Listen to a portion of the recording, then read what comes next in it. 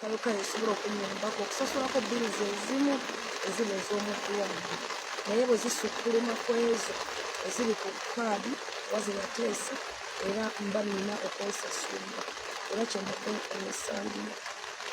Okay, tugendeko mu luzungu. Oli bakusibula ensanja kubanga banga yonna olumugolo ensanja obudde bwagaana kubanga tebasobola kubanga kujjanjaba kimawega kugenda Nsambya bagezaako kubanga era wamanyi nafuna complications obuzibu mu kussa no oxygen saturation, so babadde bagezaako okumpa oba tuziyite painkillers okusobola okulaba olisobola okunyamba, naye nsigadde ng'era nkyali munafu nnyo nti obanga atereera muddo naye nosigala ng'ate olumi bukyaliwo. So n'olwekyo kyenava ngamba omu n'abasobola nti oba olina ttiimu eya experts abaali bakukozeeko mu kupanga emirundi bbiri then tusobola okwekomendiira nobeera ng'era eddwaliro eryo libeera nga likujjanjaba nga embeera ebassusseeko nabo kyetolwaki tugenda genda omagokana hospital olunaku olwaleero.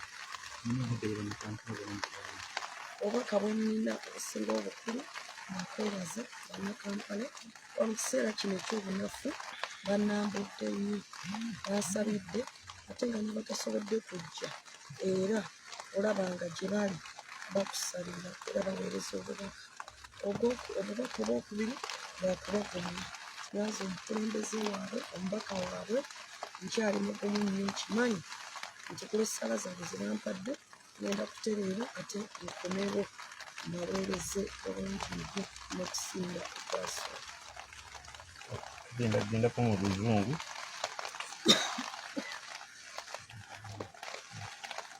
Gendako mu luzungu.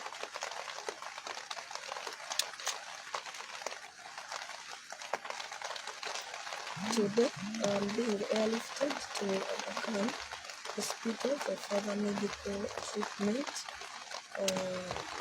because I was recommended by the medical personnel at Nsambya Hospital that my situation needed further engagement with the experts that handled my situation in the year of 2022, and we decided that I should go to the Ghana hospital so that I can seek better medical attention, and that's why we are going.